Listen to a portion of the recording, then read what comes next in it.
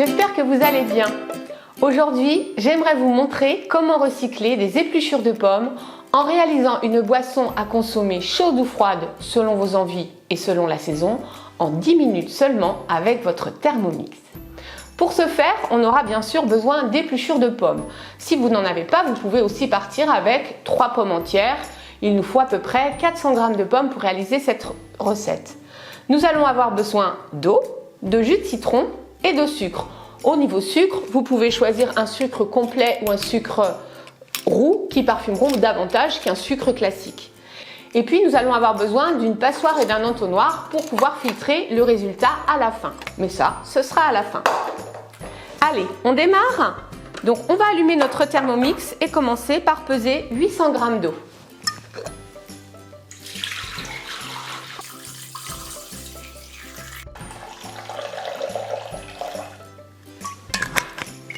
Nous allons y ajouter le sucre, qui est à ajuster bien sûr toujours en fonction de vos goûts. Moi, je vais partir sur, allez, 80 g.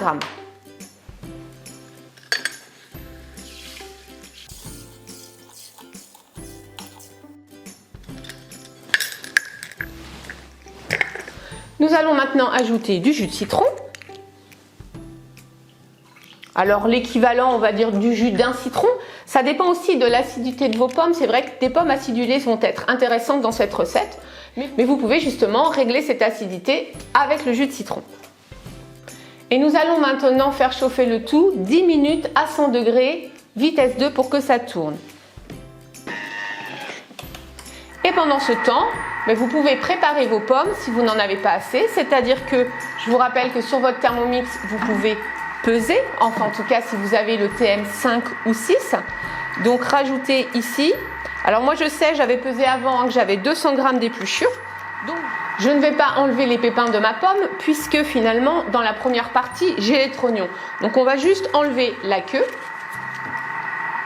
Mais le reste de la pomme pourra être rajouté tel quel. Allez, on se retrouve une fois que l'eau est chaude. À tout de suite.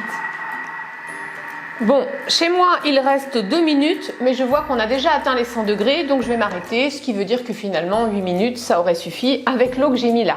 Mais c'est vrai que ça va dépendre parfois de la température de votre eau, donc c'est pour ça que je vous dis comptez entre 8 et 10 minutes. Donc on va maintenant y ajouter nos épluchures et nos pommes. Attention à ne pas vous éclabousser.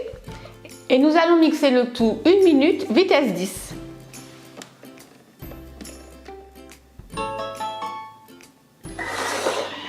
On filtre ensuite le tout à travers un tamis pour enlever la pulpe de la pomme.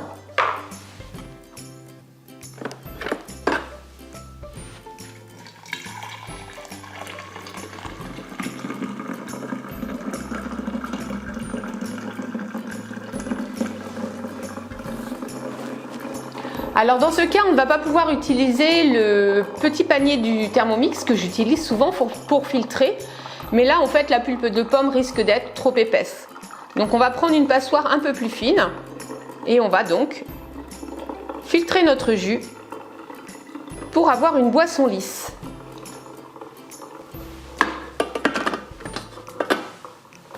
On peut s'aider d'une cuillère, voilà, pour bien égoutter. Et donc ce jus, vous pouvez le consommer chaud comme une tisane. Si vous aimez les tisanes fruitées, ce sera très sympa. Et puis si vous n'êtes pas fan de ça, vous le mettez tout simplement au réfrigérateur et vous pourrez l'utiliser comme un thé glacé. Voilà, comme un jus de fruits. Alors on pourrait se dire qu'on pourrait réutiliser encore le reste pour une compote. Mais c'est vrai que là, la compote, elle a quand même un petit peu moins de goût parce que le goût, il est quand même parti dans les fruits. Vous pouvez toutefois l'ajouter à un reste de compote ou si vous avez des poules, je pense qu'elles seront éventuellement contentes de les consommer. Et voilà, on peut maintenant fermer la bouteille si on veut augmenter la durée de conservation de notre boisson à la pomme. On peut l'appeler comme on veut, pas vraiment un jus de pomme parce qu'en fait, c'est pas 100% pomme. Nectar de pomme, on aurait peut-être un peu la pulpe dedans. Là, on n'a pas la pulpe. Donc, on va dire boisson à la pomme. On couche la bouteille et on la laisse refroidir comme ça, elle va se pasteuriser toute seule et donc du coup si vous voulez la consommer que dans quelques semaines, ça sera possible.